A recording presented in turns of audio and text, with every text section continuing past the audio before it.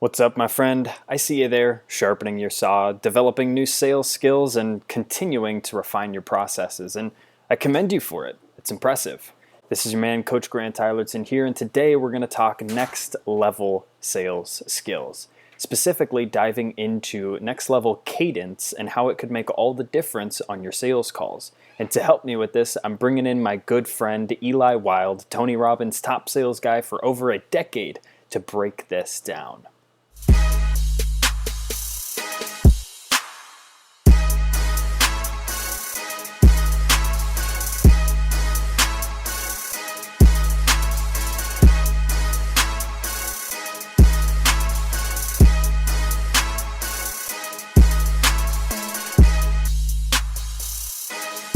Because I listened to it myself the next day, and I was like finding all these things. I was like, all right, yeah.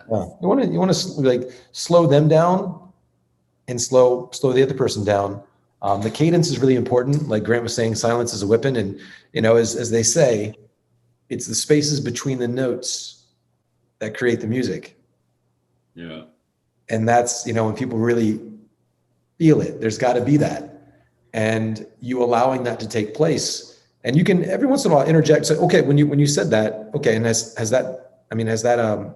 would you say that's had an impact on you?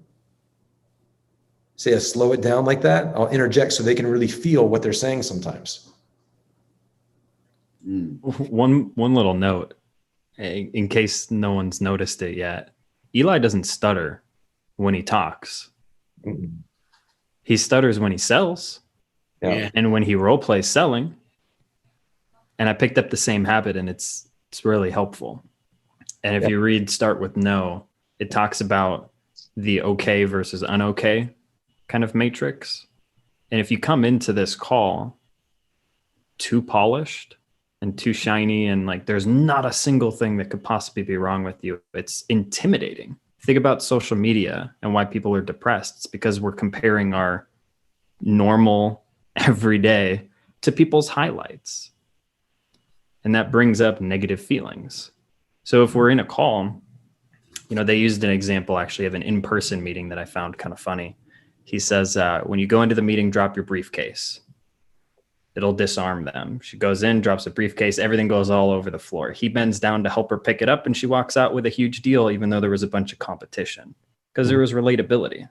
There was this, it's okay for me to be a little vulnerable because he's not perfect.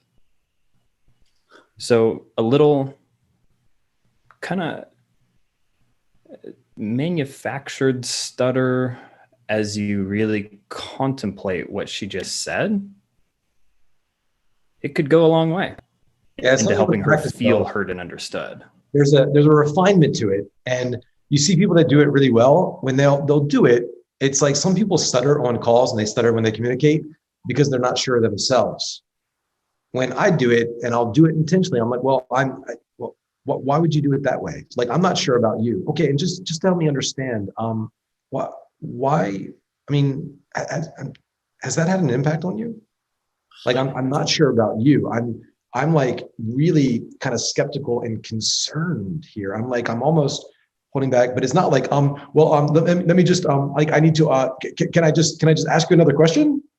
Like nervous style stuttering. Not stuttering like that, because I see some people like mimic the stuttering thing, and when they're slowing it down, they'll mess it up. So you want to do it where you slow them down. It's done intentionally. I mean, I guess I hate to even ask this, but I mean, what do you think is going to happen to your health? I mean, if nothing changes though, if you just keep on doing the same thing you have for the last 2-3 years, what's going to happen if you do it another 3 or 4 years? Well, I guess okay. So so you're saying it's time to make a change, possibly. Yeah. Okay. And so it's like slowing them down so they really feel it like that. You should practice these things. Yeah.